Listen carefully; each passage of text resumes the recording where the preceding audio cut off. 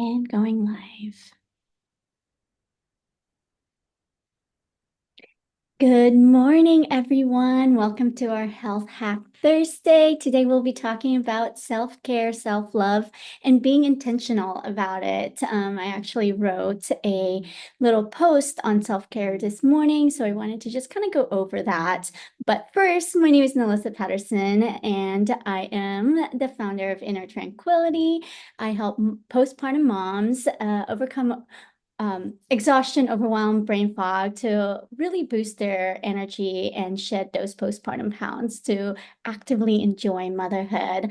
Also, I have some announcements where I just hit bestseller in the US and in UK with a contributing book that I wrote a chapter in with these other incredible, inspiring entrepreneur women, and it's called Becoming an Unstoppable Woman for in Health and Wellness, Part 2. And also, I'm an author of the upcoming book, Decoding Baby Blues and Postpartum Struggles. My last announcement is that I'll be having a free 5-day challenge called Postpartum Refresh Challenge coming up in the beginning of December. So look out for that, and I'll have all the registration for you guys to just kind of hop on that and kind of use that and utilize that for any postpartum moms out there. I am here with my co-host, Meghan Calido, our amazing regenerative health practitioner, herbalist, owner of a herbal store. And I mean, I can go on and on about the list of what she has, but she is such a beautiful, knowledgeable expert and why we do these Thursdays health hacks, so we can really share some of our expertise with you guys. So talking about healthcare, I think that most of you guys already do most of these things, but are not even paying attention to it, like hydration. Every morning, I start with my hydrogen molecular water, just right when I wake up, and I drink my aminos with that. And this kind of helps me throughout the day to remind me to drink. And I just love the colors, so I just enjoy watching it as it makes those bubbles. So as simple as hydration is self-care, but being intentional about it is what makes it more special.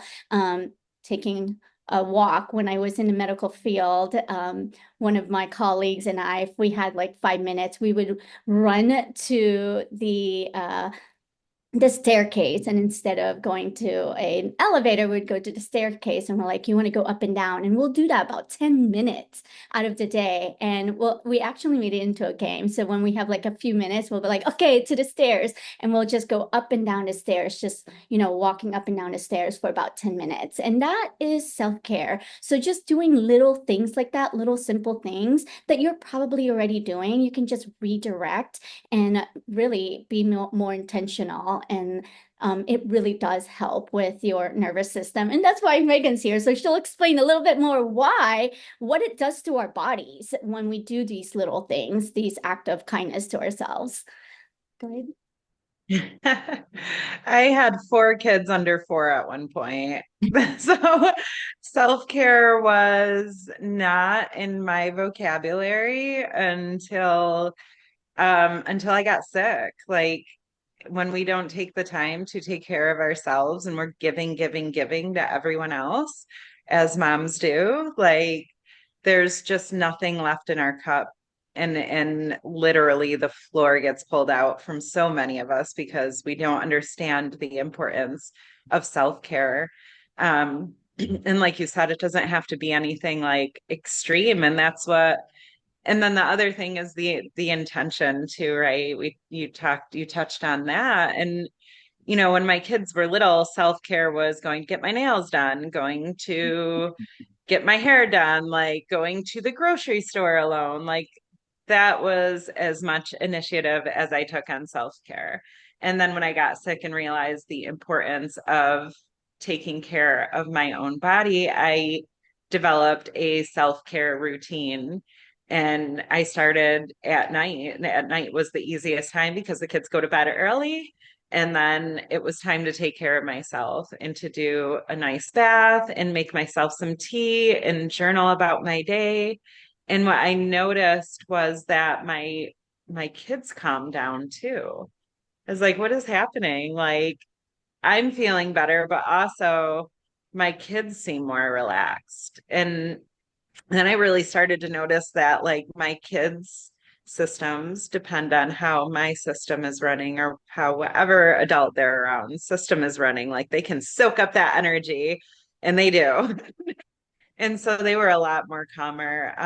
But we can't heal when we are in a or in a um, stressful state. Like we have to get out of that sympathetic state where we're stressed and things are just happening to us and we're putting out fires. And I see this a lot with moms that I first start seeing. They're like constantly running, and that was me as well, constantly running to put out the next fire before and then there's another fire before the last one was even out, like running from one thing to the next to the next. And there was just no time to take, it felt like there was no time to take for myself. And so I started doing breathing exercises in the car. And that's part of self-care. And just box breathing, like I'm in the car, I'm have to breathe anyway. So let me breathe like this and really taking that breath into my belly because as all of us moms know, we've watched our babies, we've held our babies as they're sleeping, and we watch their little bellies go up and down and up and down.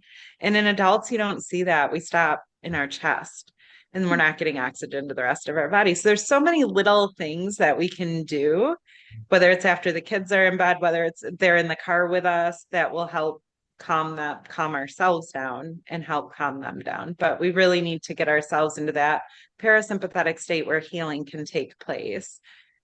So Yeah, self-care does.